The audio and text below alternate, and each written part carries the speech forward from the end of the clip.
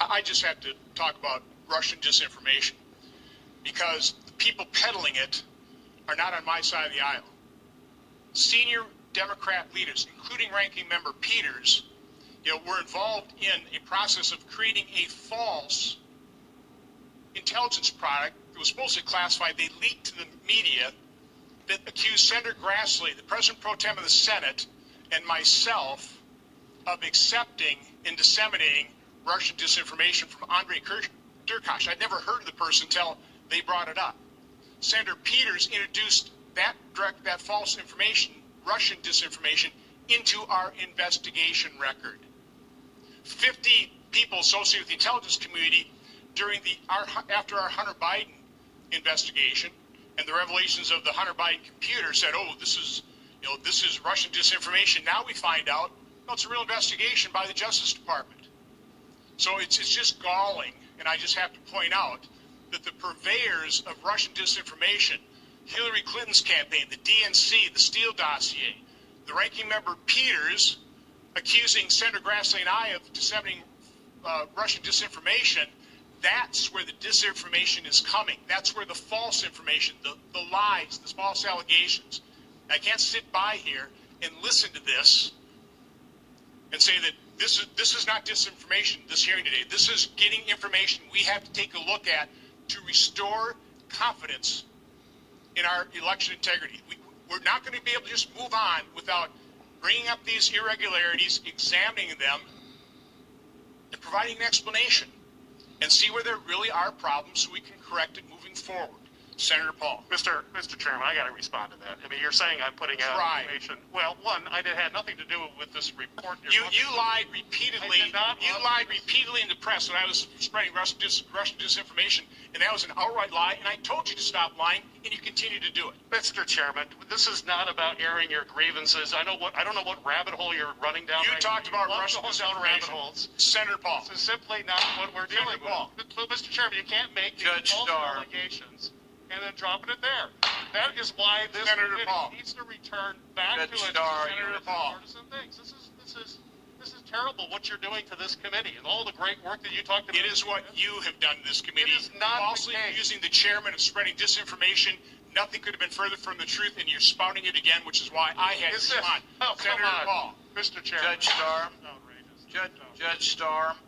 It's been alleged that 60 courts have refused to hear these cases. Therefore, there was no fraud in the election. I guess another way of looking at this is that the court cases have been refused for procedural and technical reasons. When you see the 60 court cases rejected, do you think that's a conclusion by our court system that there is no fraud, or do you think that the court cases were primarily rejected for procedural reasons? Right, Senator Paul, it is my understanding that the vast majority of these cases were rejected for rightly stated procedural reasons, as opposed to merits-based or substantive-based evaluations. And of course, we saw that very recently, and I think most dramatically, by the Supreme Court's unanimous rejection of the bill of complaint filed by the Texas Attorney General, my home state here. And the entirety of the decision was based upon the legal concept of standing. You just don't, Texas, have standing to object to what happened in Wisconsin or Pennsylvania or whatever. And that is a reasonable ruling. There are those who would quarrel with it in that we are a United States of America, and if something bad happens in one state that ends up having an effect on another state, we have such respect for our states as sovereign entities within our union that the argument is, I think, quite reasonable, and I think others think it's quite reasonable that at least the matter should have been heard under the original jurisdiction. I think that's a key example. Yeah, and I think it's important that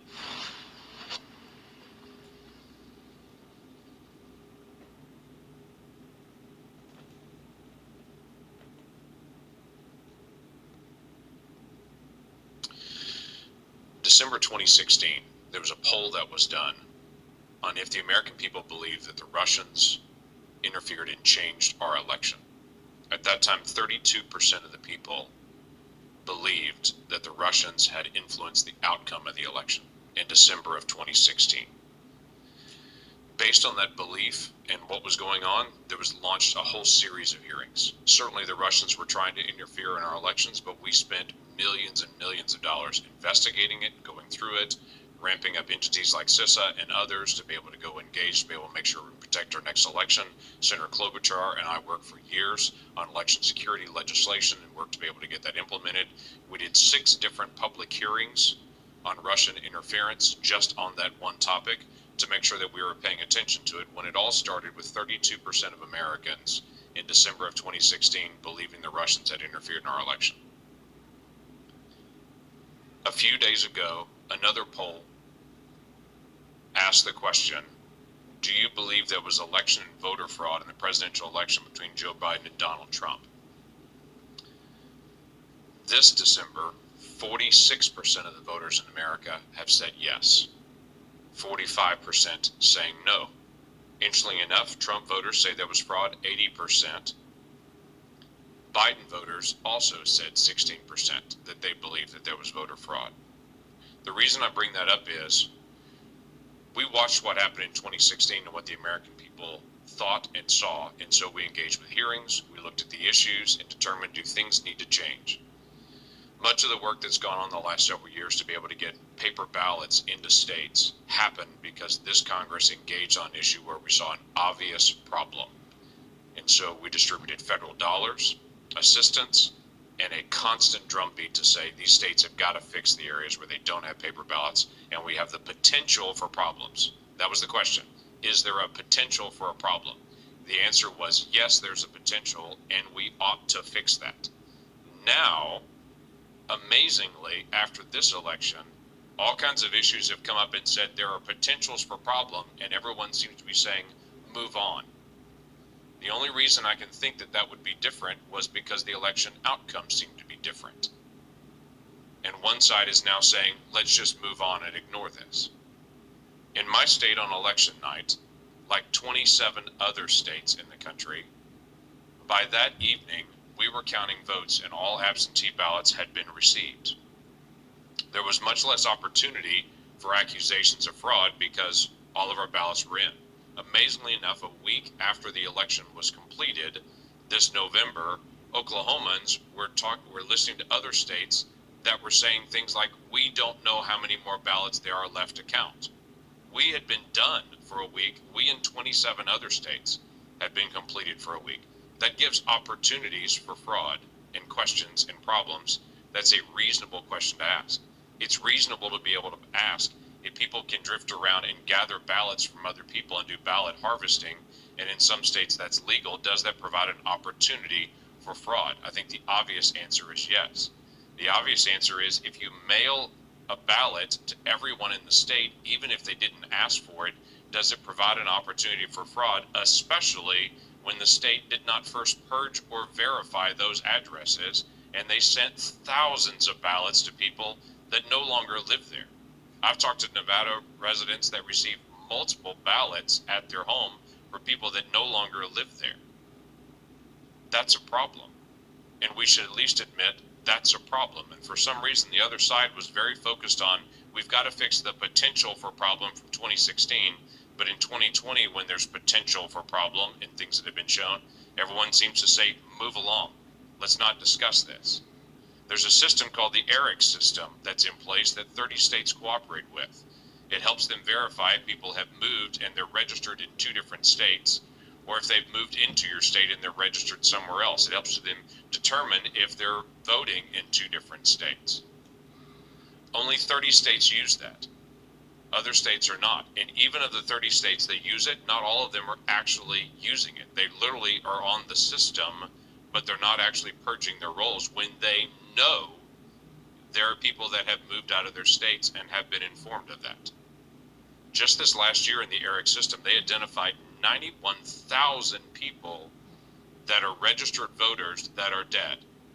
91,000 that one system had recognized. there are problems in the system. And in this conversation that I've had with so many people, and I've said, is it a problem that people are voting in 2 states? Is it a problem that people are voting after they're dead? And this is what I hear over and over again. This has been going on for years. So why don't we fix it? Should be the next statement. Instead, the statement seems to be, well, let's just move along. Mr. Banal, 42,000 people in Nevada voted more than once, according to your work in this. 42,000 people. 1,500 people voted in Nevada that were dead. 19,000 people voted though they did not live in Nevada, and they weren't a college student. 8,000 people voted from a non-existent address. 15,000 people voted though they were registered to a commercial address or a vacant address, and 4,000 people voted in Nevada that are non-citizens. My question to you is, in my state, when someone votes twice, and we do have that occasionally, about 50 times a year that actually occurs in our state, we prosecute individuals that vote twice. Of this 130,000 instances that you have identified from the 2020 election in Nevada, do you know of any prosecutions currently going on in Nevada for any voter fraud? Not yet, Senator, and that's extremely important.